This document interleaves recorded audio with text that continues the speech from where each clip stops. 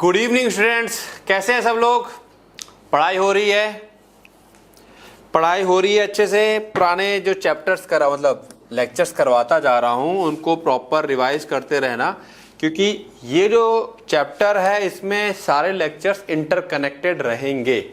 ठीक है, तो पुराना जो लेक्चर्स है यानी कि 1 2 3 सीक्वेंस में ही पढ़ना, एकदम से बीच में जंप करके पढ़ने मत लग जाना।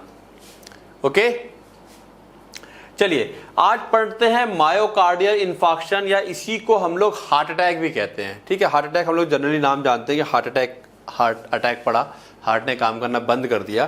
तो वो कैसे कर दिया, कुछ बेसिक टर्म्स इस्केमिया, एम्बोलिज्म, ये सब हम लोगों ने कल पढ़ लिए थे, उसी को आगे बढ़ाएंगे और मायोकार्डियल इन्फेक्शन को समझेंगे। बहुत ज़्यादा मिलता जुलता है एंजाइना से, बहुत सारे टर्म्स इसमें आएंगे करके। ठीक है, तो इजीली समझ में आ जाएगा। स्टार्ट करते हैं। तो इसका पहले वर्ड समझते हैं, आखिर ये वर्ड आया कहाँ से और क्या मतलब है। ठीक है, क्योंकि ये काम आता रहेगा पूरा अपना उसमें सब्जेक्ट में। वर्ड फॉर्मेशन की बात करें तो मायोकार्डियल, ठीक है, दो वर्ड से मिलके बना हुआ है। पहला वर्ड है हमारे पास मायो, जिसका मतलब होता है मसल्स। ठीक है, मायो का मसल्स मतलब होता है, ये चीज आप लोगों ने क्लास 11th में ही पढ़ी होगी या फर्स्ट ईयर में ही पढ़ी होगी जब आप लोग मसल्स के बारे में पढ़ रहे होंगे। ठीक है, मायो का मतलब मसल्स या मांसपेशी हो गया, और कार्डी मतलब हार्ट होता है। ठीक है, कार्डी का मतलब क्या है, हार्ट। और मायोकार्डियल अल लग जाता है, मतलब पर्टेनिंग टू, हार्ट की मांसपेशियों से संबंधित। तो मायोकार्डियल टर्म बन के आ गया। देखो, अगर वर्ड आपने पकड़ लिया तो ये मान के चलो आपकी डेफिनेशंस जो हैं वो कवर हो गई। डेफिनेशंस आपको याद नहीं करनी पड़ेंगी अगर आपने शब्द का मीनिंग समझ लिया। ठीक है, और इसीलिए इस बार मैं जो शब्दों को है तोड़ तोड़ के लेके आ रहा हूं, क्योंकि डेफिनेशन ही कम से कम आपको 15 से 20 नंबर दिलवा देती है। ठीक है, तो मायो मसल्स, कार्डी हार्ट, और अल लग गया पर्टेनिंग टू, यानी कि हार्ट की मसल से संबंधित, दैट इज मायोकार्डियल। ठीक है, नाउ इन्फार्क्शन, इन्फार्क्शन का मतलब होता है इन, भीतर, अंदर की तरफ। फाक का मतलब होता है स्टफ्ड, भरा हुआ है या बंद हो गया है, ब्लॉक हो गया है। और आगे आयोन लगता है प्रोसेस और कंडीशन, यानी कि अंदर की तरफ कुछ भरा हुआ है और वो जो प्रोसेस चल रही है। ठीक है, तो इन्फार्क्शन का मतलब क्या होता है, death of tissues due to blockage of blood supply. Blockage, भरा हुआ है, बंद क्या हो गया है, ब्लड की सप्लाई रुक गई है हार्ट के अंदर, और क्या हो गई है, डेथ हो गई है टिश्यूज की, दैट इज द इन्फार्क्शंस। तो यहां पर अल्टीमेटली क्या हो रहा है, हार्ट की जो सेल्स हैं, टिश्यूज हैं, उनकी क्या हो रही है, डेथ हो रही है, दैट इज द इन्फार्क्शन। ठीक है, तो कंप्लीट मीनिंग क्या हो गया, death of the heart muscles due to the blockage of blood flow. Blood flow का ब्लॉकेज रुक जाता है। इतना भी अगर आप लिख करके आ जाते हैं तो ये आपकी कंप्लीट डेफिनेशन मानी जाएगी। एक चीज है ना, तो ये दिमाग में बात सेट हो गया। अच्छा, खून का जो है वो फ्लो रुक जा रहा है, कोई नस ब्लॉक हो गई है, ठीक है, जिसकी वजह से सेल्स की डेथ हो जा रही है। सेल्स मर जाएंगे तो काम नहीं करेगा और हार्ट काम करना बंद करेगा तो हार्ट अटैक पड़ता है। ठीक है, अब ये वर्ड क्लियर हो गए, इतना भी लिखने डेफिनेशन है, बट डेफिनेशन प्रॉपर लिखना चाहो तो क्या है, myocardial infarction is the death, इसको नेक्रोसिस भी कहते हैं, सेल डेथ को नेक्रोसिस भी कहा जाता है। Death of the part of the heart muscles, heart muscles का कुछ हिस्सा होता है, वो डेथ हो जाती है उसकी ड्यू टू प्रोलॉन्ग्ड ब्लॉकेज। बहुत लंबे समय से नस, खून की जो नस थी वो ब्लॉक हो रखी थी। और कौन सी नस होती है, coronary artery. It is commonly known as heart attack, very important. ये आपका एमसीक्यू आता है बच्चा। हार्ट अटैक किसको कहते हैं, हार्ट अटैक का ही जो दूसरा नाम है वो क्या है, मायोकार्डियल इन्फार्क्शन है। ठीक है, हार्ट अटैक का ही जो दूसरा नाम है वो क्या है, मायोकार्डियल इन्फार्क्शन। ठीक है, तो उम्मीद है मायोकार्डियल इन्फार्क्शन दिमाग में सेट हो गया होगा। अब टाइप्स की बात करें तो मायोकार्डियल इन्फार्क्शंस की बहुत सारी वैरायटीज होती हैं, जिसमें दो बहुत मेन है जिसको हम समझते हैं। ठीक है, तो यूनिवर्सल डेफिनेशन जो है इसकी हमने पीछे देखी, वो मायोकार्डियल इन्फेक्शंस को बहुत सारे वैरायटीज में हम लोग डिवाइड कर सकते हैं, बट उसमें से दो मोस्ट इंपॉर्टेंट है, एक टाइप 1 और एक टाइप 2। टाइप 1 को हम लोग क्लासिक हार्ट अटैक के नाम से भी जानते हैं। क्लासिक हार्ट अटैक जो सिंपली क्यों होता है, जो एक्यूट प्लेग था, हम लोगों ने कल देखा था एंजाइना में, प्लेग क्या होता है, रप्चर हो जाता है, टूट जाता है और क्लॉटिंग जम जाती है। अचानक से कोई नस बंद हो जाती है क्लॉट जमने की वजह से। ठीक है, रप्चर हुई और कोरोनरी थ्रोम्बोसिस हुआ। जैसे कि मैंने कहा कि लेक्चर सब कनेक्टेड हैं। तो थ्रोम्बोसिस अब आपको समझना चाहिए, कल मैंने एक्सप्लेन किया था क्या होता है, ठीक है ना, क्लॉट का जमना और ब्लॉक हो जाता है वहां पर, ठीक है, जिसकी वजह से अटैक आता है, तो टाइप 1 कहलाता है। टाइप 2 में क्या होता है, यहाँ पे प्लेग तो रप्चर नहीं होता है, बट मामला बिगड़ जाता है, डिसबैलेंस हो जाता है ऑक्सीजन की सप्लाई और डिमांड। ऑक्सीजन की जो क्या है सप्लाई और डिमांड गड़बड़ हो जाती है, ठीक है, प्लेग के रप्चर की वजह से नहीं होता है। तो मोटा मोटा 2 टाइप में इसको तोड़ा गया है। अच्छा, ऐसा कब होता है ये भी हम लोग पढ़ चुके हैं, लेकिन फिर भी देखते हैं यहाँ पर, जब बहुत ज्यादा आपका हार्ट बीट तेज चल रही हो, जिसको हम टैकीकार्डिया भी कहते हैं, बहुत तेज तेज हार्ट धड़केगा, तो उसको बहुत फटाफट ऑक्सीजन चाहिए होगी, ऑक्सीजन चाहिए होगी तो ब्लड की सप्लाई चाहिए होगी। लेकिन हो क्या गया है, छोट ब्लॉकेज है थोड़ा सा, तो ब्लड उतनी सप्लाई हो नहीं पा रही, ऑक्सीजन की कमी हो जाती है। सीवियर इन्फेक्शन और इलनेस, कोई भयंकर बीमारी है, ठीक है, सिग्निफिकेंट लो ब्लड प्रेशर, अचानक से बीपी बहुत लो हो गया है, तो हार्ट खुद अपने ही मसल्स को क्या कर पा रहा है, ब्लड की सप्लाई नहीं दे पा रहा है, अनीमिया है, खून की कमी है, या कॉर्नरी आर्टरी स्पास्म है। स्पास्म उम्मीद है समझ में आता होगा। तो ये सारी कंडीशन होती है जिसकी वजह से ऑक्सीजन की सप्लाई और डिमांड में तालमेल बिगड़ जाता है और मायोकार्डियल इंफार्क्शन या हार्ट अटैक आता है, ठीक है। टाइप्स क्लियर हो गई, मायोकार्डियल इन्फेक्शन क्या होता है, टाइप्स क्या होता है, और एक चीज यहां फिर से लेके आया हूं, इस्केमिया मैंने समझा दिया था, लेकिन स्पेशली क्योंकि क्वेश्चंस में बच्चा फंस जाता है, इस्केमिया और इन्फार्क्शन। देखो इन्फार्क्शन में भी हम लोग क्या कर रहे हैं, सेल डेथ हो रही है क्योंकि ब्लड की सप्लाई रुक गई है, और इस्केमिया में भी क्या है, ब्लड की सप्लाई रुक गई है, दोनों एक जैसे लग रहे हैं। The lack of blood flow and oxygen to the heart muscles, ये चीज इसके अंदर भी हो रही है, इन्फार्क्शन के अंदर भी हो रही है। देखो इस्केमिया में केवल क्या हो गया है, ब्लड की सप्लाई रुक गई है और ऑक्सीजन की कमी हो गई है, उसके आगे की बात नहीं करता है। इन्फार्क्शन क्या बोलता है कि बहुत लंबे समय तक इस्केमिया रहा, यानी कि ब्लड रुका रहा, ऑक्सीजन की कमी हो जाती है, जिसकी वजह से टिश्यूज डेड हो जाते हैं, जिसकी वजह से टिश्यूज डेड हो जाते हैं। तो यहां पर एक स्टेप आगे चला गया, इस्केमिया हुआ और फिर जब टिश्यूज डेड हो गए तो उसको इन्फेक्शन कहा गया है। बच्चा दोनों को एक समझ लेता है, इस्केमिया जब एक्सट्रीम लेवल पे जाता है, जब सेल की डेथ होती है, तो उस टर्म के लिए एक नया शब्द आया है, इन्फार्क्शन। क्लियर, ठीक है, तो इसका डिफरेंस दिमाग में रखना है। बात कर लेते हैं एटियोपैथोजेनेसिस, जिसको हम लोग कल पढ़ रखा है ऑलरेडी। अब देखो अपने सिलेबस में एंजाइना एंड मायोकार्डियल इन्फेक्शन एक साथ दे रखा है। क्यों दे रखा है, क्योंकि दोनों सेम ही है ऑलमोस्ट, बहुत सारे इनके जो कॉजेज हैं एटियोपैथोजेनेसिस वगैरह काफी हद तक सेम है, ठीक है। तो लेकिन हम लोग अलग अलग पढ़ रहे हैं क्योंकि क्वेश्चंस अलग अलग आते हैं, तो पता होना चाहिए। एटियोलॉजी की बात करें तो वही सारी एटियोलॉजी आती हैं जो कह भी रहा है, इसका जो मेन कॉज होता है वो हमेशा क्या रहता है, कोरोनरी आर्टरी डिजीज रहती है। तो हम लोगों ने कल डिस्कस किया था कोरोनरी आर्टरी डिजीज क्या होती है, जो कोरोनरी आर्टरी होती है हार्ट की, उसकी प्रॉब्लम, उसमें स्पास्म होगा, ब्लॉकेज होगा, कुछ भी हो सकता है, ठीक है। तो कोरोनरी आर्टरी में क्या हो सकता है, एथेरोस्क्लेरोसिस हो सकती है, यानी कि प्लेग जम गया है, प्लेग रप्चर होगा, थ्रोम्बस का फॉर्मेशन होगा, थ्रोम्बस क्लॉट बनेगा और पूरे तरीके से ऑक्लूड हो जाएगा, पार्शियल या कंप्लीट, पूरी तरीके से उस नस को ब्लॉक कर देगा वो, तो खून की सप्लाई आगे बंद हो जाएगी। कोरोनरी थ्रोम्बस और एम्बोलिज्म, ठीक है, फटे हुए एथेरोस्क्लेरोटिक प्लेग पर थक्का बन जाना, मतलब ठीक है, यहां पर क्या हो गया, थ्रोम्बस फॉर्मेशन हुआ एथेरोस्क्लेरोसिस की वजह से। यहाँ पे कह रहा है कोरोनरी थ्रोम्बोसिस या एम्बोलिज्म, जो पहले से ही क्लॉट मतलब अपना प्लेग जमा हुआ था वो फट जाता है, और दोनों बातें कहीं ना कहीं लिंकअप है, कनेक्टेड है। यहाँ पर एथेरोस्क्लेरोसिस को लेकर के समझाया गया है। एथेरोस्क्लेरोसिस एक जर्नल टर्म हो जाता है, और जो प्लेग होता है वो स्पेशली लिपिड का एक्सट्रीम डिपोजिशन वाला कंडीशन बन जाती है, ठीक है। तो इसकी वजह से दो टर्म अलग अलग हैं, आप एक टर्म में भी इसको समझा सकते हैं, ओके। कोरोनरी वैसोस्पास्म, अचानक से नस का दबना, ठीक है, जो कि हमें प्रीमेंटल एंजाइना में देखने को मिला था। इंक्रीज्ड ऑक्सीजन डिमांड हो जाती है, डिक्रीज सप्लाई हो जाती है, कब, एनीमिया में, हाइपोटेंशन में। तो एटियोलॉजी क्लियर है ऑलमोस्ट, हम पहले ही पढ़ चुके हैं। कुछ दूसरे कारण हैं, जैसे कोरोनरी आर्टरी की इंजरी हो जाए ट्रॉमा या सर्जरी की वजह से, कोकेन का यूज बहुत ज्यादा कर लिया जो कि वैसोस्पैस्म क्रिएट करता है, कोरोनरी आर्टरी का डिसेक्शन हो जाए, मैंने बताया था कोरोनरी आर्टरी जो होता है फट जाती है, ब्लड उसके अंदर जाना स्टार्ट कर जाता है, ठीक, तो उसकी वजह से भी क्या होता है, क्लॉट वगैरह जमता है और मायोकार्डियल इन्फार्क्शन के हार्ट अटैक आने की संभावना रहती है। तो एटियोलॉजी ऑलमोस्ट क्या है, सेम है। एक लाइन में आंसर देना चाहते हो तो कोरोनरी आर्टरी की बीमारी और उसके कई सारे लक्षण आप यहाँ पे दे दोगे जो हम लोगों ने एंजाइना में पढ़ रखे हैं, कॉमन है यहाँ पर। ठीक है, बात करते हैं पैथोजेनेसिस। देखो पैथोजेनेसिस वही एंजाइना वाला ही है। मायोकार्डियल इन्फेक्शन में हम कुछ स्टेप क्या हो गए, आगे बढ़ गए। मायोकार्डियल इन्फेक्शन में हम लोग कुछ स्टेप क्या हो गए, आगे बढ़ गए। तो ये वाला फ्लो चार्ट यहां पे भी क्या करेगा, काम करेगा।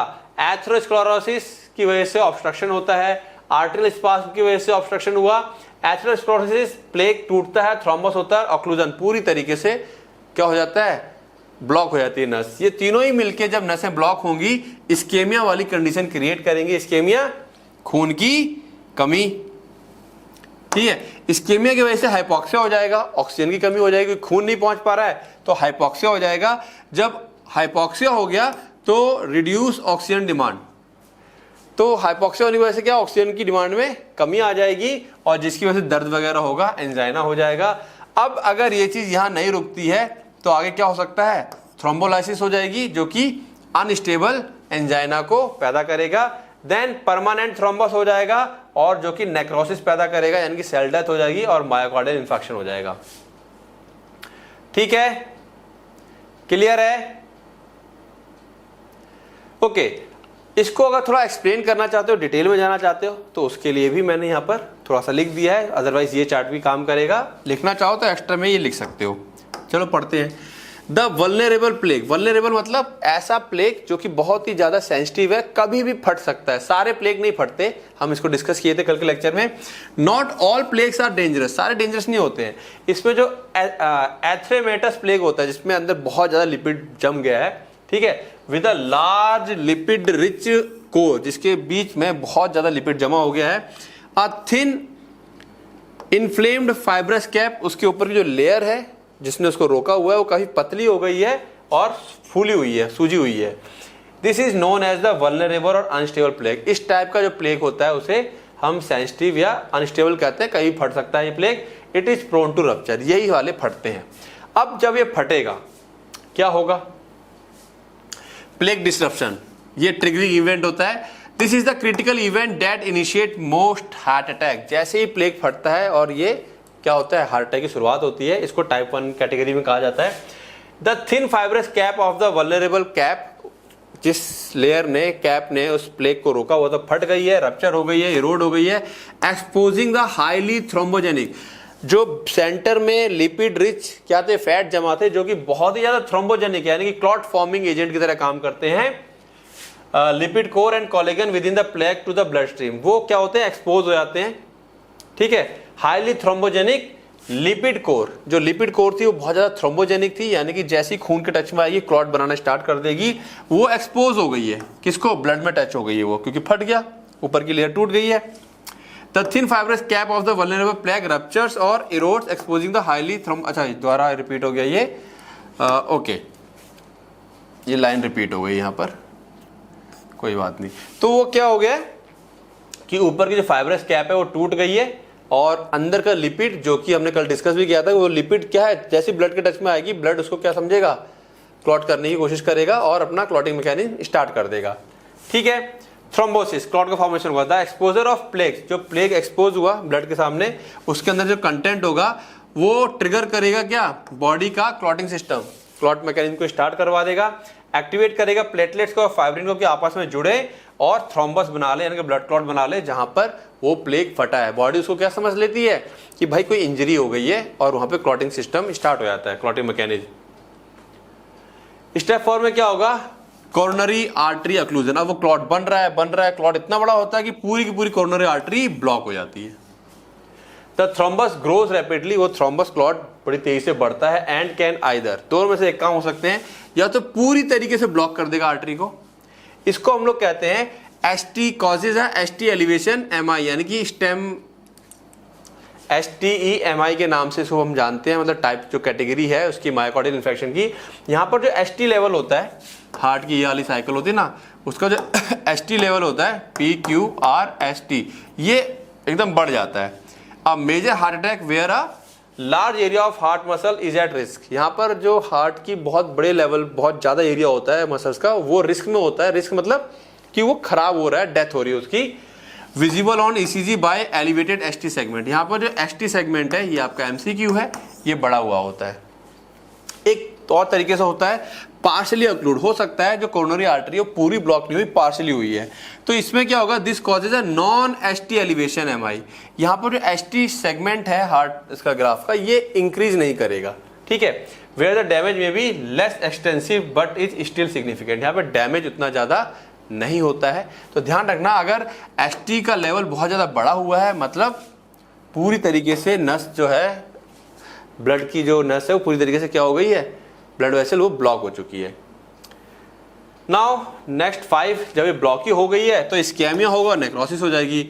Obstruction severely reduce blood flow को पूरी तरीके से रोक देता है, leading to lack of oxygen, oxygen की कमी होती है, इस्केमिया हो जाता है, ठीक है। और जो हार्ट मसल्स होती है उनके पास इस्केमिया टू कार्डियोमायोसाइटिस, यानी कि जो हार्ट की मसल सेल्स है वहाँ पे ऑक्सीजन की सप्लाई रुक जाती है, ठीक है, बाय द आर्टरी, क्योंकि आर्टरी हमारी ब्लॉक हो चुकी है। अब जब ये ब्लॉक हो गई है, ब्लड की सप्लाई रुक गई है, फाइनली क्या हो जाएगी, नेक्रोसिस हो जाएगी। If the ischaemia is prolonged, 20 से 30 मिनट से ज्यादा हो गए हैं, ब्लड की सप्लाई वापस रिकवर नहीं हो पाई है, बॉडी उसको नहीं कर पाई है, it leads to irreversible cell death, permanent cell की डेथ हो जाती है, नेक्रोसिस हो जाती है, ठीक है। The necrotic tissue is known as infarct, इसी को हम इन्फार्क्ट कहते हैं। The damage starts in the inner layer of the heart wall, जो अंदर की लेयर होती है वहां से डैमेज स्टार्ट होता है और फिर वो बाहर की तरफ आता है to the outer layer, epicardium की तरफ, ठीक है। और फिर क्या आता है, हमको अटैक बढ़ जाता है। तो चाहो तो आप इसको इस तरह से एक्सप्लेन कर सकते हो, थोड़ा सा डिटेल में जाना है, अदरवाइज आप ये फ्लो चार्ट बना सकते हो, ठीक है। क्लियर है? चलिए आगे आते हैं। तो मेनली मैंने कहा कि आप लोग स्टार्टिंग से ही एक अपनी कॉपी ले लीजिए और सबकी पैथोजेनेसिस को अलग से नोट करते रहिए। आपको पैथोजेनेसिस ही, जैसे कि फार्माकोलॉजी में क्लासिफिकेशन आपको याद करनी पड़ेगी, बार बार वो भूलता है बच्चा, बार बार याद करनी पड़ती है।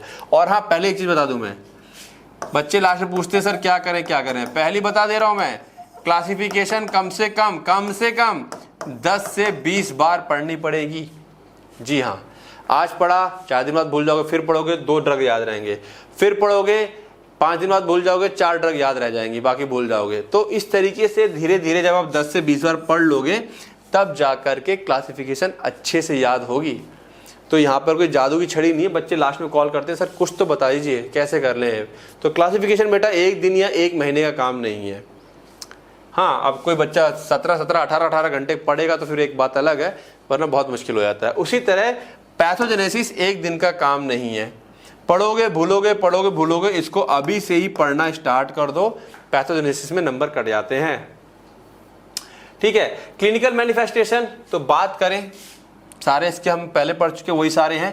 कार्डिनल सिम्टम यानी कि मेन जो मुख्य प्रमुख लक्षण है उसमें चेस्ट पेन ही देखने को मिलता है, सीने में दर्द होता है, प्रेशर सा फील होता है, ऐसा लग रहा है कोई स्क्वीज जकड़ रहा है, भारीपन सा आता है, टाइटनेस आता है, ऐसा लगता है elephant sitting on my chest, इतना प्रेशर भारी मालूम पड़ता है कि छाती पर हाथी बैठ गया है, ठीक है। फुलनेस और अ चोकिंग सेंसेशन, ऐसा लगता है कि भरा भरा था ना, सीने में भरा भरा महसूस होता है, घुटन जैसी अनुभूति होती है, घुटन अलग जकड़न जैसी हो रही है। पेन रेडिएट करेगा, वही लेफ्ट आर्म से होता हुआ, शोल्डर से होता हुआ, नेक से होता हुआ, जबड़े तक जाएगा, सेम है सारे लक्षण। ये नाइट्रेट, ठीक है, या रेस्ट से इस दर्द में आराम नहीं मिलता है, यूजुअली 20 मिनट से ज़्यादा हो जाते हैं, तो समझ जाओ मामला गड़बड़ है। दूसरे सिम्टम्स जो देखने को मिलते हैं, डिस्पेनिया यानी कि शॉर्टनेस ऑफ ब्रीथ, सांस वगैरह फूलती है, सांस लेने में दिक्कत आती है।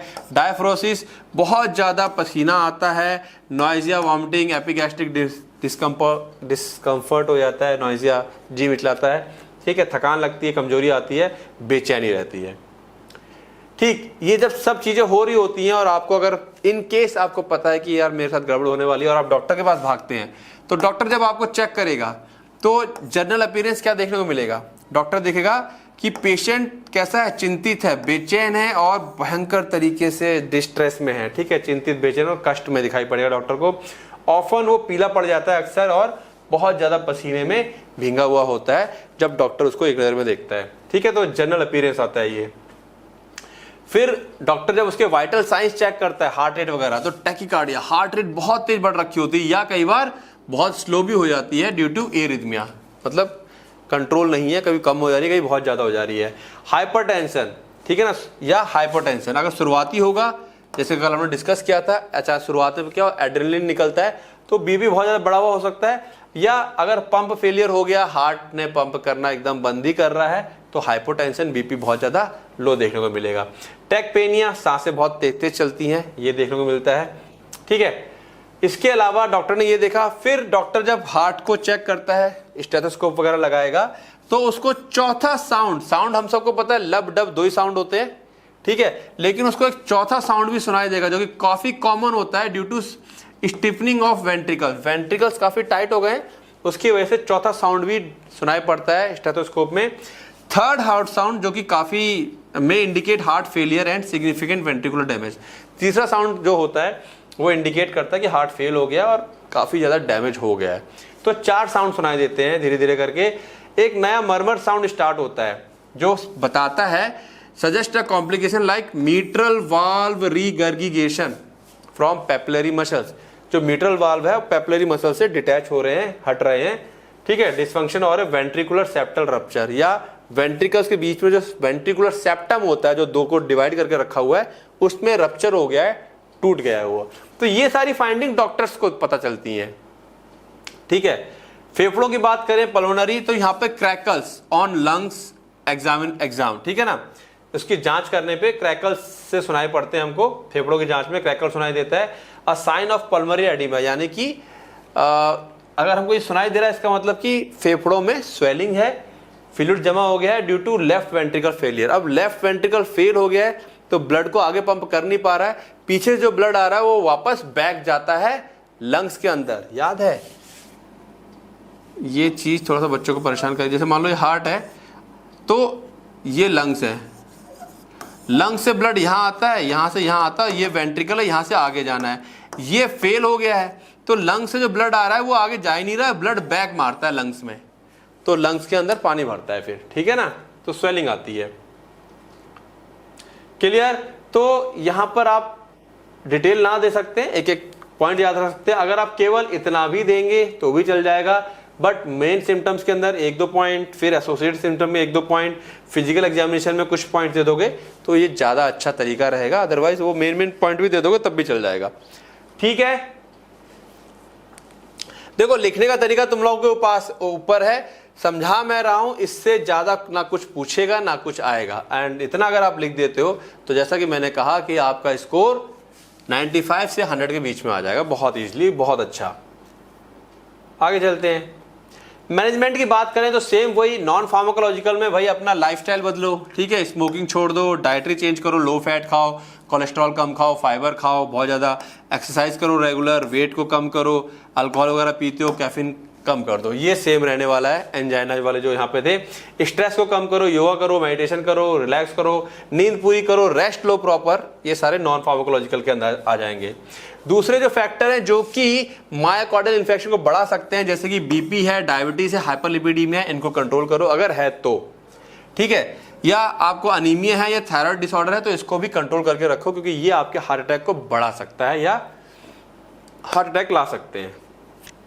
सबसे जरूरी चीज आपको रेगुलर मॉनिटरिंग करनी है, रेगुलर मॉनिटरिंग से समय से पहले चीजें कई बार पता चल जाती हैं, ठीक है।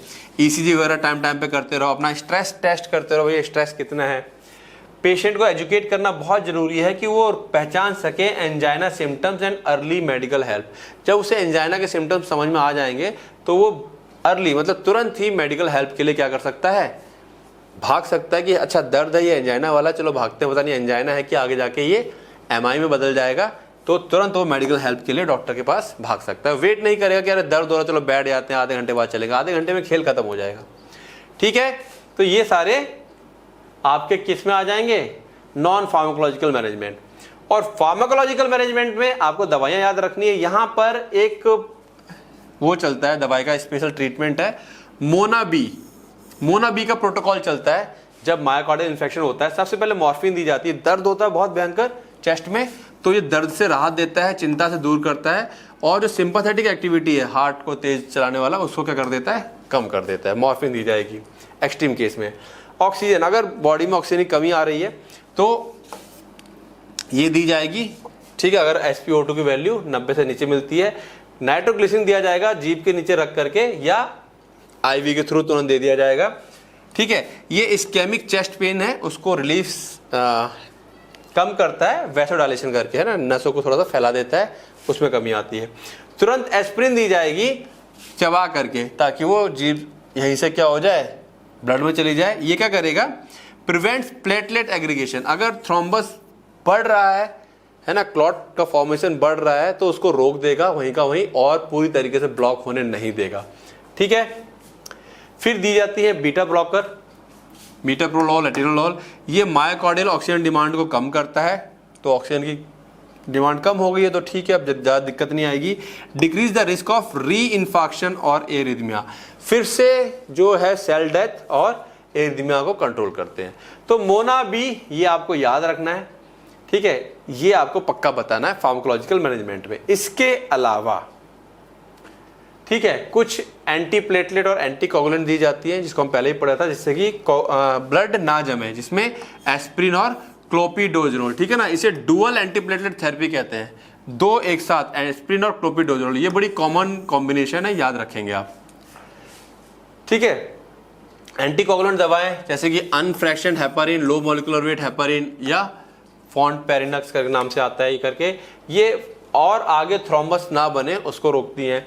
एडजुवेंट ड्रग्स, कुछ सहायक औषधियाँ हेल्पिंग के तौर पे जो हेल्प करेंगी, जैसे कि ACE इनिबिटर।